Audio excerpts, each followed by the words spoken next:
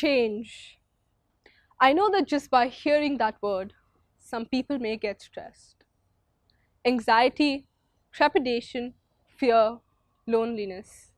Isn't that what comes with change?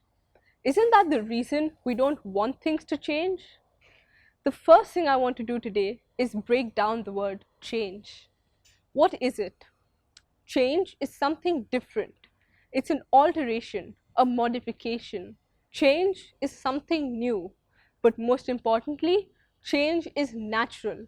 It keeps happening again and again on a daily basis.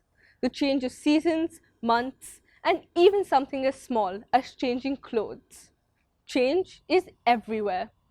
So why are we, as humans, so averse to it? Why do we fear change? Most of us tend to follow this idea. Do the normal, stay away from the unknown. We have a routine, and if something disrupts that routine, if something changes, we tend to stress ourselves out and overthink it, which is a perfectly normal reaction to change, don't get me wrong. But why can't we look at change as something good?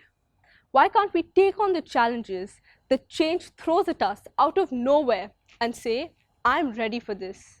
I can do this. I know you must be thinking, why should I be open to change when I can just enjoy what I have now and stay in my comfort zone? I can tell you from personal experience that change can be really good, especially when embraced. Actually, I'd say change is one of the main reasons I am who I am today, and it has taught me so many things that I wouldn't have learned otherwise. I've changed 6 schools in 12 years, so changing schools has always been a constant for me. But one of my biggest changes happened in early 2017, around January, when as a 10-year-old I moved across the world from India to Nigeria, a country I'd never been to in a continent I'd never been to. I had to adjust to a new culture, new food, new languages and dialect, new friends, and a new school environment. I was suddenly supposed to fit into this new regime and go to this new school daily. But I'd say one of the main reasons my experience of settling into Nigeria was better than expected was because of my mindset. My family and I were excited to move, and we were looking forward to all the experiences that were in store for us. Most of us enjoyed the food. Of course, that includes jollof rice and suya. And I can easily say that Nigerian jollof is better than Ghanaian jollof.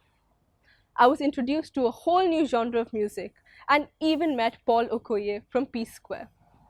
Along with changing continent, many other things were different. For example, I had never stayed in an apartment with a pool right downstairs before, and I had never had a chance to learn another language, which was French. Talking to and understanding the people around me wasn't a big problem after a few weeks, but the main difference was my school. The learning board was very different to the one I was used to.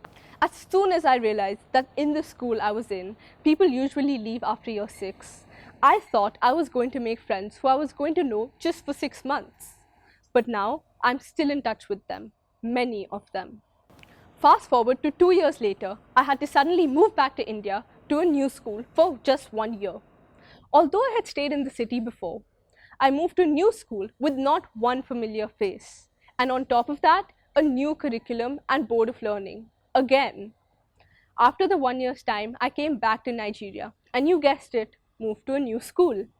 This time though, I felt like I was back home. But the COVID-19 pandemic had started a few months before this, and so everything was different. I'm sure we all know what that was like. Online school, online work for some, masks, restrictions, lockdowns, and a lack of knowledge about the virus that made it an unknown common enemy. A few months after being back, I contracted the dreaded virus and had to isolate in my room for 13 days. Suddenly, I wasn't allowed to play any sports or do anything that could put extra pressure on my lungs. Slowly, around 2 months later, I started getting back to sports and bought myself a skateboard and broke my foot. Of course, my parents didn't want me to get a skateboard in the first place because they predicted something like this might happen. But after months of convincing, they gave in. From being an active kid who did 2 hours of sports per day, I was restricted to a pair of crutches and a heavy cast on my foot. Anyway, I feel like these constant changes in my life have built my personality, especially by increasing resilience, adaptability, and giving me a more open minded and curious outlook on life. But enough about the changes in my life. Why should you embrace change? These are my reasons for befriending and embracing change. Change teaches you appreciation and gratefulness. You learn to love what you have and be happy with it and thankful for it. Change teaches you to be open minded. You learn to listen and understand. Change makes you adaptable. You work with what you have and make the best of it. Change comes with opportunities. You use your resources to the fullest and try to achieve the best. Change makes you resilient. You get beaten down, but you get back up, this time with a little extra experience. Change helps you grow.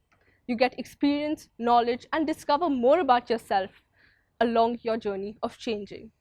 Change is vital, and change can be embraced. Let's take a second to look back and think of a time where something big happened in your life, a big change. How did you handle it? Do you think you could have handled it better? And do you think it helped you in any way? And finally, what does change mean to you?